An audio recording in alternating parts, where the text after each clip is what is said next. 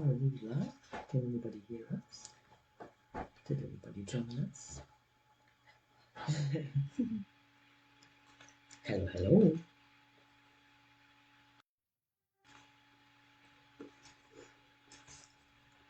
Hello. Hello. Good afternoon. Can anybody hear us? Anybody out there? We'll turn the volume down here so that doesn't disturb. And anybody out there? Question mark? Give us a shout out.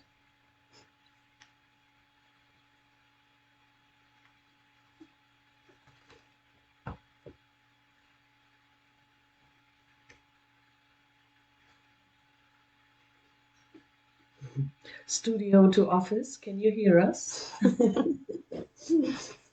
Are we live? Without technical complications? It looks like somebody's watching us. It's always a little bit delayed for us to see it. But if you hear us, let us know.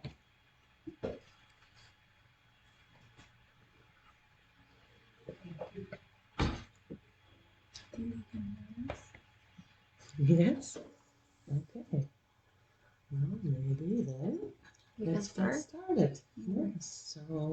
So good afternoon, everyone. Thank you for joining us on our third live segment. We're going to be talking about the Wildlife Ambassador Program and some other interesting topics. So you must watch and join us, and feel free to ask any questions, and we are going to be answering them. Thank you, Aurora. I am Dr. Isabel, and welcome from me as well to Life for One Health, where we hope to share with you information on One Health, our health, your health, our animals' health, the environment's health, and the many countless topics that relate to that. And yeah, we have a few for you today. What's our first one? Yes. So we're going to be also talking about the poster contest that we are planning to do, and we want to invite the public to join and participate. We also have some interesting topics about screwworm that have been discovered here in Belize. We do now have cases, correct. And a few little videos for you to watch. So what we want to do a little bit different today, or we will try, is that we include a little Q&A.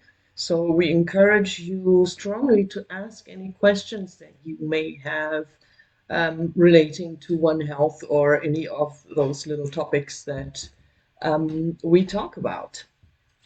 And we had a flyer we had a little note that we made for the poster contest already, because that's indeed an important topic that we want to mention and share to get it out there and start it.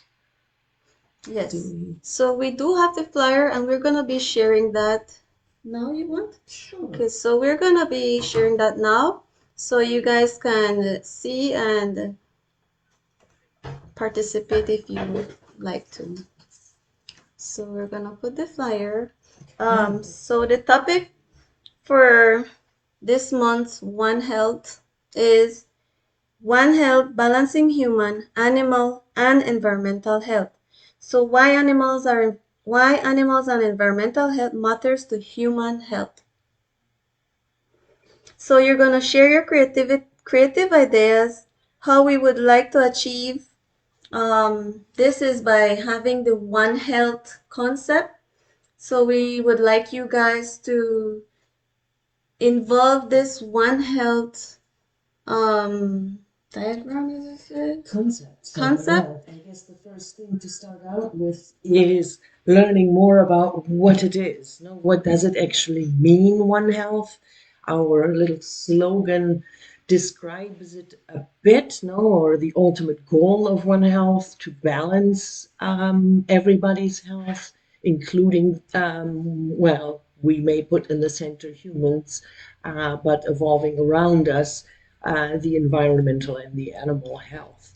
And in order to understand the concept, we linked up and we have a lot of information, and we'll share the links to the videos here as well that introduce this concept and may give you some ideas of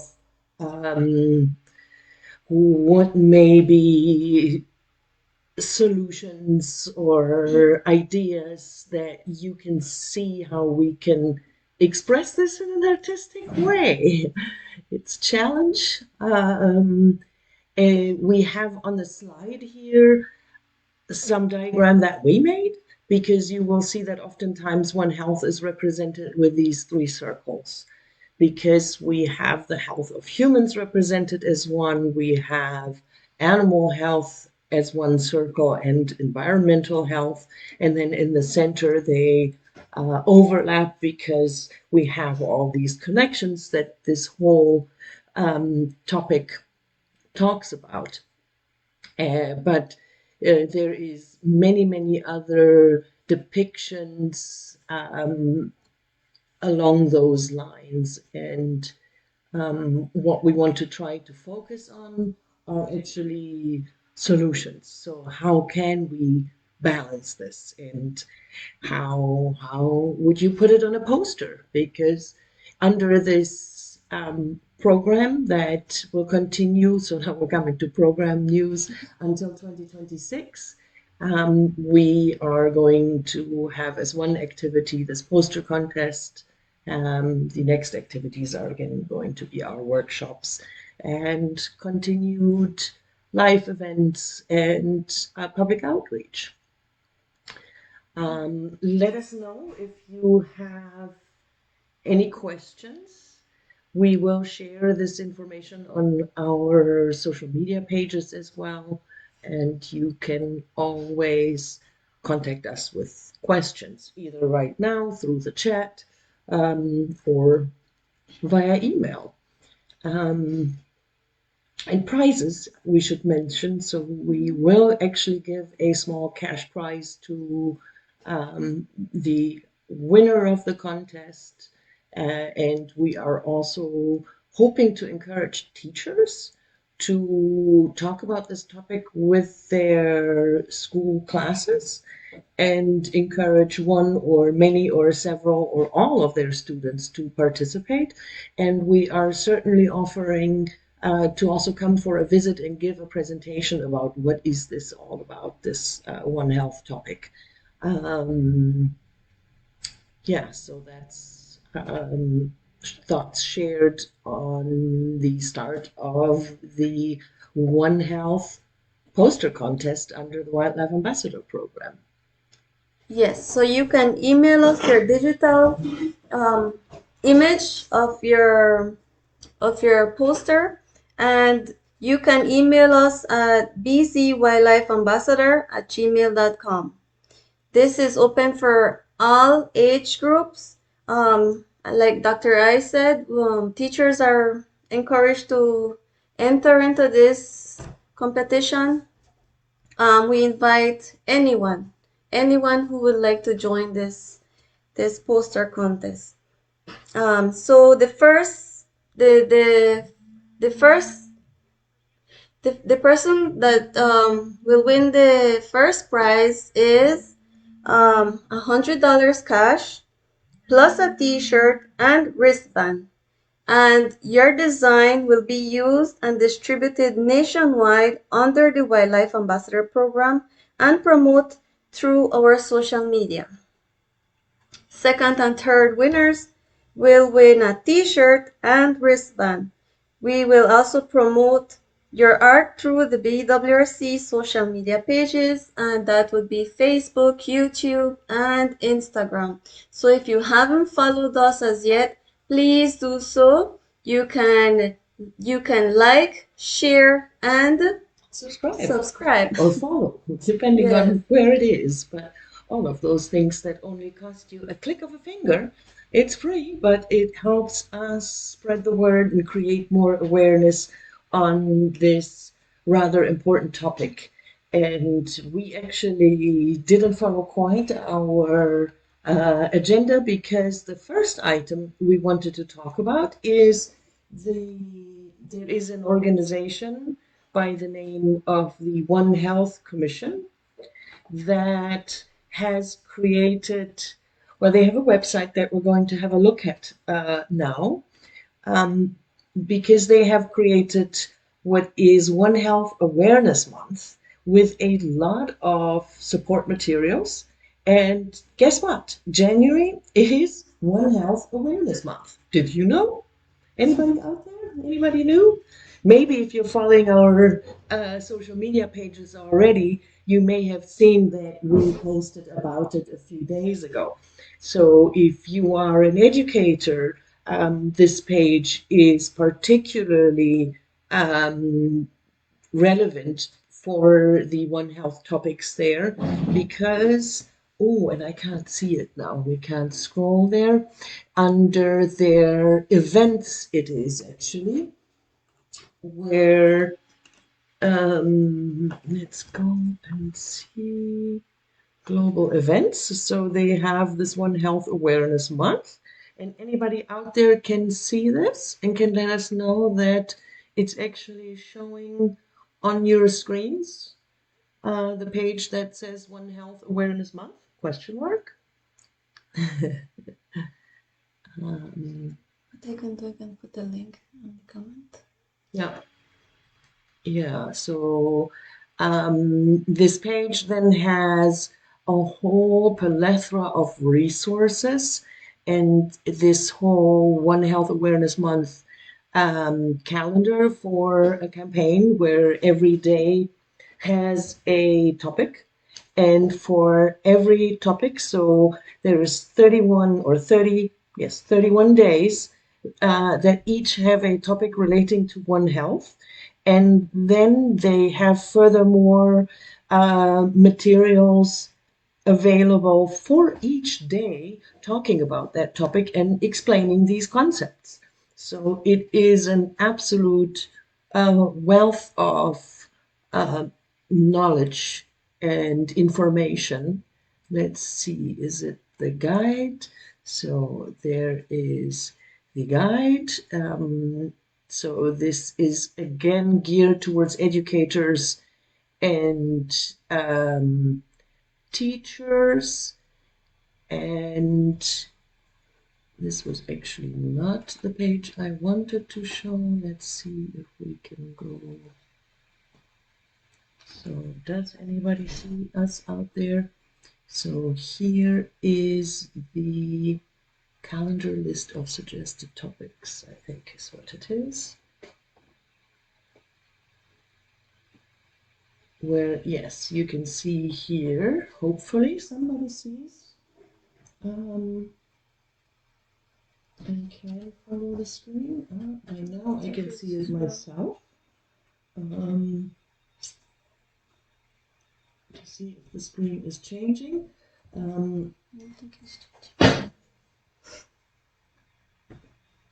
But there is basically for every single day, there are a lot of different materials, from very basic information starting with Wikipedia here to cartoons, videos of different lengths and from different entities, and on all the different topics. There is, oh, my favorite one, let's see.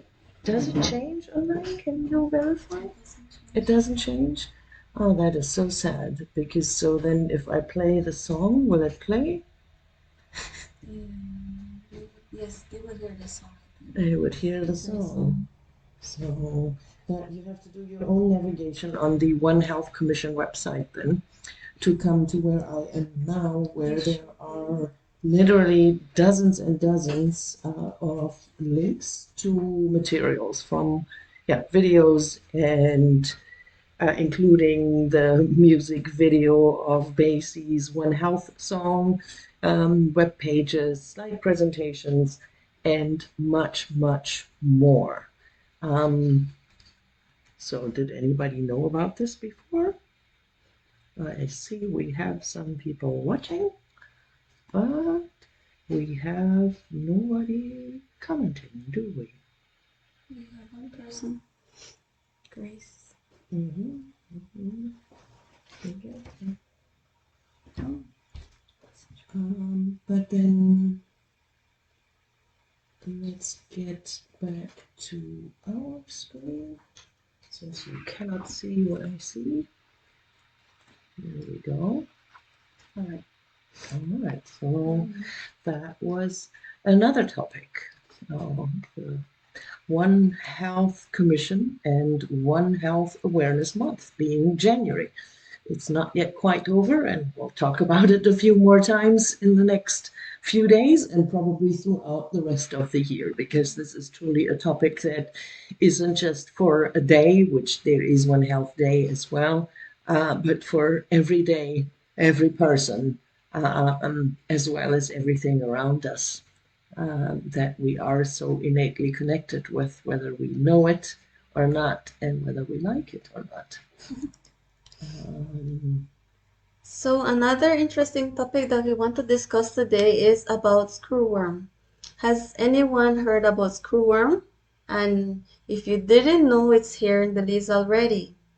So, Dr. I, do you want to talk a little bit more? Let's hear if we can get anybody to comment out there, since we, according to my phone, have a couple people, no, actually a few people watching by now.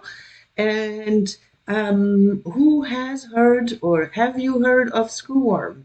Yes or no? Simple question. Please comment Can we get a below. reaction? We actually did talk about it already. So any of those regular followers heard us talking about this last month. So why are we talking about it again? Well, guess what? Because it is here now. When we talked about it last month, we were still in high alert, but aware that it was only a matter of time until we were going to have the first cases here in Belize. Having seen the progression of this returning disease over the last 2+ years, it was very, very clear that this was going to happen. So, do we have anybody out there that says, yes, I have heard of screwworm, or no? Have you never heard of it?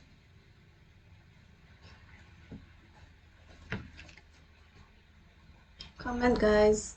And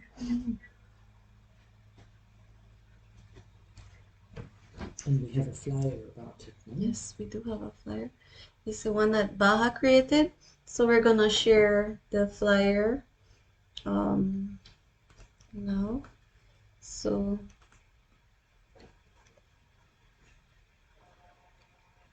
this is the flyer that Baha created to bring awareness about screwworm, the importance of knowing the difference about the different fly that we see. Particularly this one is called the screwworm. And so we asked everyone, if you see any case of any worm, please report. And we have a contact information for Baha. You can contact them, you can contact us, and we are going to help you. So please report any suspicious case that you may see or find. Okay, we still don't have comments, do we? The obnoxious. We want a reaction. We assume that by now most persons in Belize have heard of New World Screwworm. Uh, because it's been on our doorsteps, we've talked about it, but more importantly, Baja has been talking about it for quite some time as well. And it's been on the news, on the media, um, all over the place in preparation. In fact, we had a little quiz about it even last time. And we just wanted to make sure, though, that you are aware that since our last live, we now do have, as of last week, there was the third case reported. So it started with one and then a second one, both of those in cattle in the Toledo district. And the third case is also in the Toledo district in a dog. All of those cases were reported and immediately responded to. And as far as I have been able to follow until now, there has not been another case from the first one. Because what is the key about responding to New World Screwworm is to respond immediately, uh, calling the authorities and treating those animals. And then also very likely preventatively treating any other animals that are around that are susceptible. Um, so that's the miniature update. Belize is now no longer negative for screwworm or New World screwworm. We were for 30 years and some free of it. We were the last ones standing in Central America that were still free. So Mexico had already seen and reported cases before, but we are now also positive, and we can expect to see an increase in cases unless we have an immediate response to every single case with the appropriate treatments. The first key is to report myiasis. So myiasis are maggots, fly larvae. What we all know, I'm sure, is botflies. These are similar to botflies, but smaller than your most common botfly and more numerous in these wounds.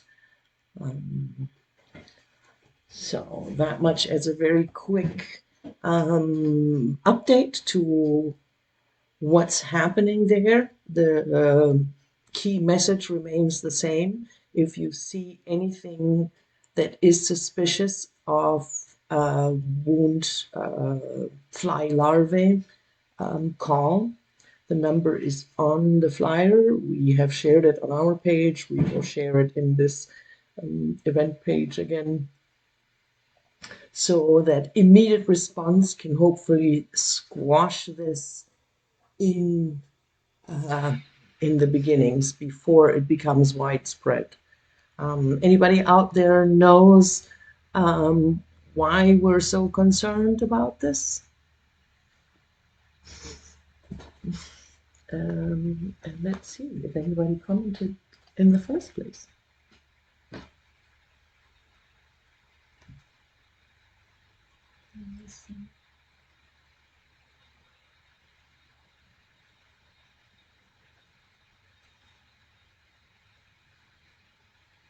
Mm-hmm.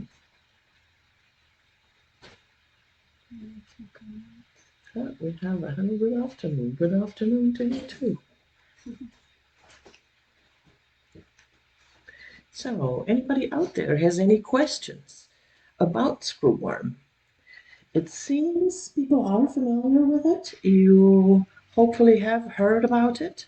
You can see more information on the poster. You can see the pretty pictures. It's a beautiful fly, actually. You can see these images of the larvae. Mind you, they are very magnified because in real life, these larvae start very small. So, yeah, they only take about 7 days in the wound before they pupate and then turn into the next fly. They can lay up to 300 eggs in another animal, or worse even, a human too.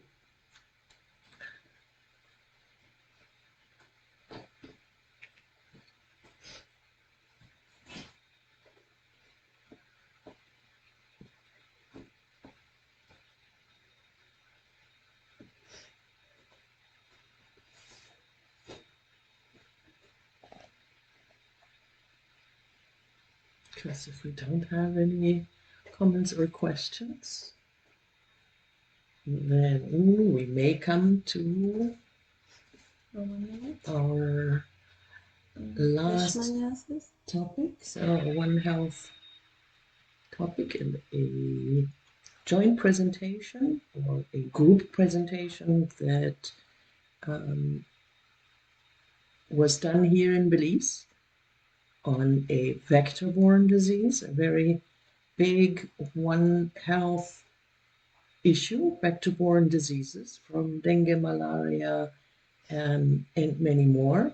Leishmaniasis, or also called leishmaniosis, in animals, is also classified as a neglected tropical disease and zoonosis. And we Hello, did right now this from Germany. investigation. Thank you so much for the opportunity to present to you all. In Today, village and surrounding it's a pleasure areas, and an honor. And I recorded the group's So to start results for a presentation. And we figured we can share that, but maybe we should first share our little One Health 1 minute video. Because another shout out to our Vector-borne program diseases. and all One the health different issues include materials zoonosis and also vector-borne very diseases. interested in These are health zoonotic content. diseases that are transmitted Check between out species the by vectors. 1 minute Important videos, vector-borne diseases are that malaria, we dengue, have tick on fever, our YouTube channel. leishmaniasis, and Chagas disease. The most This common disease particular vectors are one insects. These talks insects about include fleas, vector-borne lice, ticks, and diseases. flies. And The One Health then approach to we many will vector-borne talk about diseases an is to actual interrupt the vector-borne life cycle disease of the and a vector little or research treating done this here disease in Belize the last animal year host on in order to protect vector-borne human health. Many times, treatment for the disease in humans can be complicated, but treating the disease in animals can prevent the transmission. Treat your pets with preventatives for ticks and fleas. This prevents diseases in animals and also the risk of contracting vector-borne diseases. And keep a clean yard to reduce insect populations. Join the Wildlife Ambassador program to learn more. If you have any questions, call our hotline at 615-5159.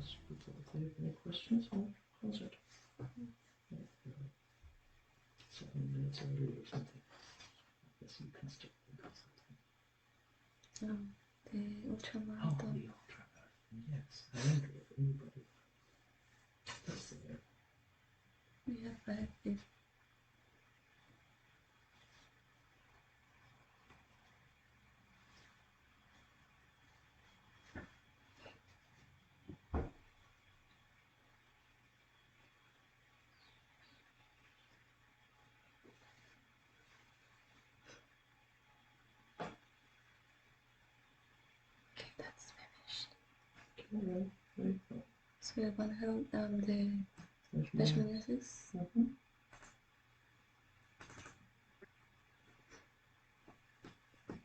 Hello, right now from Germany.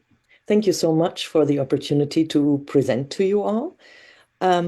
Today, it's a pleasure and an honor. So to start out with an introduction, the study of leishmaniasis dealt with leishmania as a vector-borne disease caused by Leishmania species, many different species indeed, and as a vector-borne disease transmitted by sandflies. This disease is recognized as a neglected tropical disease, affects tropical and subtropical regions. And we have three forms, a cutaneous, a visceral, and a mucocutaneous form. Leishmaniasis is very prevalent in South America, Africa, and Asia, and it's often linked to poverty. In Belize, so far, only the cutaneous form has been detected, and cases have been rising since 2020. Leishmaniasis very much highlights the close connections between human, animal, and environmental health. There are multiple zoonotic reservoirs. One of the most important ones, because of their close proximity, are dogs. And then there are also environmental factors that influence disease transmission, like deforestation and climate change. 62 cases were identified in 2022 in Belize. In 23, that increased to 117. And in 2024, by mid-August, already 65 cases had been reported in Belize. Training professionals in One Health aids in better data collection and, of course, development of effective interventions coordinated between different sectors. Our objectives for this study were to investigate cases in both humans and animals and to look at the presence of the vector. Furthermore, an objective was to build capacity of frontline health workers in both field epidemiology and preparing for response, and to implement health education programs to raise awareness and promote prevention. Here now to the study area of this cross-sectional descriptive study. The sites included Arenal, Waterhole, and Camp 6, as well as Better in Belize. You can see the map of Arenal. We divided the village into 3 sectors for a systematic investigation between 3 teams. Each sector had about 45 households.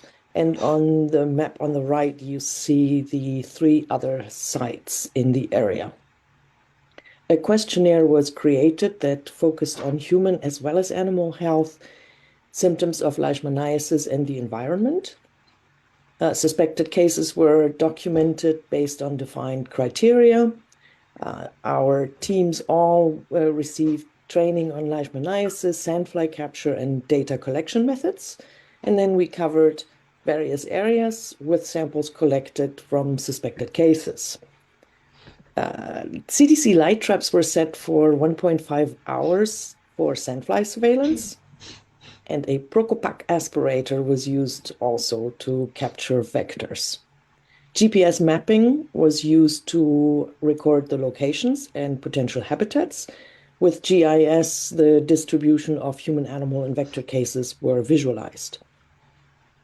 Leishmaniasis was confirmed via microscopic examination in both humans and animals. Data analysis was done with Excel 365 and Kubo Toolbox. BVEC, Belize Vector and Ecology Center, analyzed the insects collected to determine the sandfly presence. So now to some results. We had a total of 143 households estimated in the area, and we interviewed 82, which makes 57%. And here is the map of households interviewed, as well as, so those are the red dots, and the blue dot is a human case, and then we have 1 animal case. This is in Arenal, and here are the 3 other sites, where again, red dots are interviewed households, human case in blue, and purple for an animal case. We looked at housing conditions in this investigation and found that 73% of the households had cement floor, 42% had cement walls. The roof was zinc in 91.5% of the households, and 46.3% were cooking both with gas and wood, and 51.5% of the households, the kitchen was outside of the house. We also looked at environmental factors and found that 78% of the households were using pit latrines. Waste disposal happened in 84.1% of the households via burning. and the surrounding environment around the households was muddy in 48.8% of the households. When investigating the animal types encountered, we could say that there was a plethora of different animals around. Most prevalent were chickens, with 588 estimated. And the second most prevalent, also important for us for epidemiologic reasons, are dogs, with 181 dogs in these households interviewed. Now, to the human cases identified, you can see that in total there were 8 cases identified. There were 2 cases that were confirmed by us that were acute or current cases. The others were old cases, and one of those was still under treatment but already diagnosed before. The gender distribution was 1-to-1 in these cases. For the 2 animal cases, here is the information, sorry. On the humans, one was from Better in Belize, a construction worker who had a lesion on the ear, and the other one was from the Vaca area, a farmer who had a lesion on the lower limb. In the animal cases, we had also 2 cases that we confirmed with our investigation. One was a dog from Arenal and one a dog from the Waterhole area, male and female, and both had, one had 2 lesions, one had 1 lesion on the ear and on the nose. We named one of them Lisha, the second one came with a name. They were both examined at the BWRC and showed a low body condition. One had an elevated kidney value, liver values were within normal limits, lymph nodes were enlarged, and both were concurrently positive for Ehrlichia infection, also a zoonotic vector-borne disease that they were tested for. Here you see the trapping for vectors. We had 5 light traps, and 3 times that we did a Procopac vacuum collection in 3 sites for the Waterhole area, and we used 6 CDC light traps in RNI. Here, a look at the insects collected, a lot, but what's important there in red is that none were identified as sandflies. So the total number of insects you can see was indeed a few that were all then further determined and identified by BVEC, but no sandflies. Which brings me to the discussion. For the prevalence of leishmaniasis in human and animals, we found there to be a high incidence in humans with 3 current and 2 new cases in an estimated population of only 770. We suspect that that is because of the rural setting, close proximity to the forest, and of course also increased testing. We compared it to an incidence for the whole country of Guatemala in 2018, where there were 18 in 100,000 cases. But this disease is underreported as a neglected disease, and this can also explain in part the difference in incidence there. Our environment is definitely conducive to the vector to thrive, but the solid waste disposal with burning may provide a protective factor because the burning and the smoke deters sandflies. The animal case confirmation to me was surprising because the method is known for low sensitivity even in presence of lots of acute lesions, but we were able to diagnose and confirm with the help of this FETP field investigation and bring with this the only 4th official report of animal leishmaniosis in Belize to the World Animal Health Organization. We did not identify the vectors with our traps. Likely the time of trapping was not enough because we only did 2 days, and it is recommended to do, I believe, at least 3 days, and even with that, it still seems to be challenging to capture the vector. Note, we know the vector is there because the disease is there. It is also possible that these sandflies are found only deeper in the forest. The GPS mapping and the Kobo tool proved to be very helpful, and the One Health approach to the investigation certainly led to increased cooperation between the different entities. We recommend to improve awareness about the transmission of leishmaniasis, to educate the public and healthcare providers of the importance of early detection and treatment, and also to establish clear protocols to ensure completion and follow-up of treatment. We recommend collaboration with local health authorities and veterinarians to monitor the disease in both humans and animals more effectively, and to invest in reliable and sensitive diagnostic tools, such as molecular techniques with PCR for both human and animal cases, and to train healthcare providers and veterinarians in the latest diagnostic protocols for leishmaniasis. Further recommendations are to collaborate with the Guatemalan health authorities to better understand the epidemiology across borders, to initiate more joint initiatives, such as cross-border disease monitoring, data sharing, and joint vector control programs to prevent the spread of leishmaniasis in the border regions. Also, to encourage routine screenings for domestic animals, especially dogs, which can be reservoirs, to assess whether other sustainable waste management practices could further reduce disease transmission without environmental harm, and to develop a memorandum of understanding for conducting field investigations under the One Health approach, especially in light of Belize's recent finalization of its prioritized list of zoonotic diseases. And with that, my acknowledgements, I would like to start on the bottom. I am only presenting for the entire group of FETP frontline One Health trainees. And we wouldn't have been able to do this without our mentors and tutors. And for all of them, none of this would have happened without the drive of Ms. Mayra Fernandez.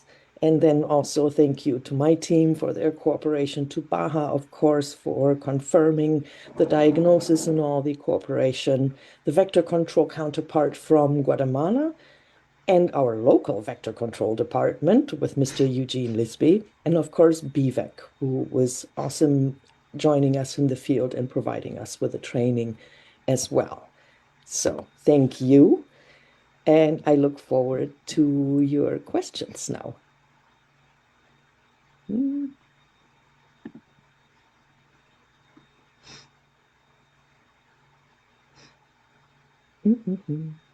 And I'm trying to stop the recording. Feel free to just shut me off.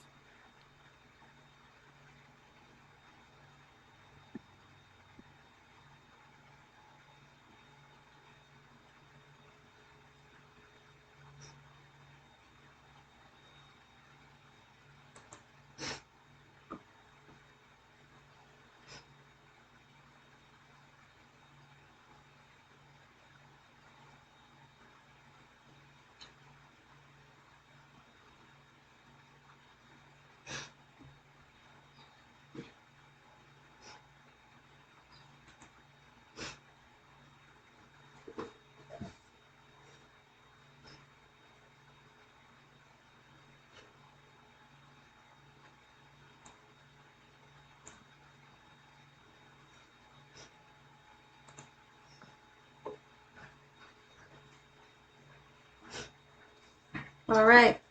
So there you had it, a presentation that Dr. I did talking about leishmaniasis.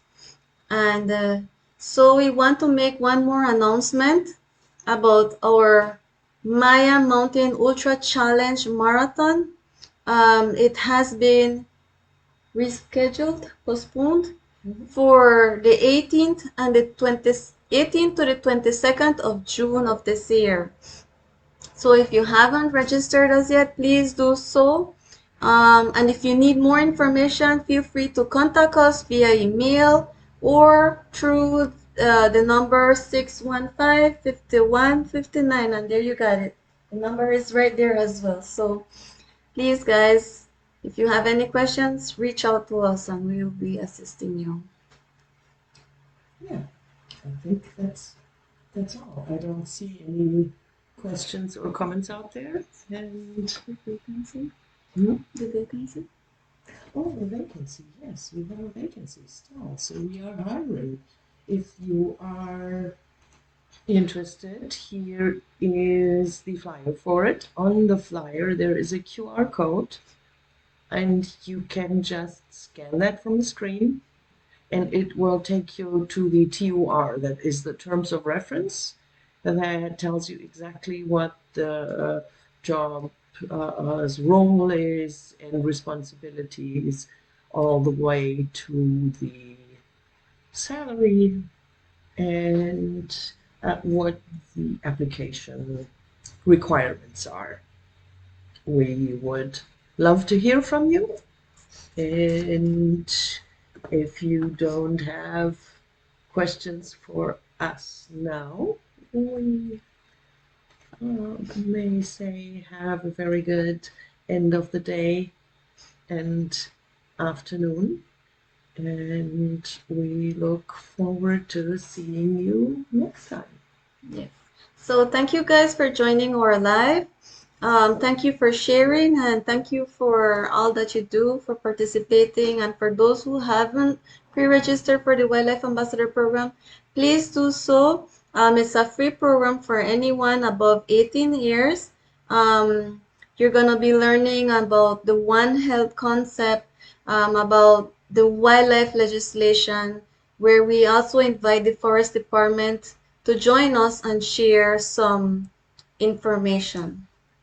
We also want you guys to contact us if you have any questions, on if you have problem registering, please do so by contacting us, and we will be assisting you along the way. This is a free certified program, and yes, so Last words, if you see any wildlife in trouble or wildlife is giving you trouble, call us at 650-5159. And thank you guys. Bye bye.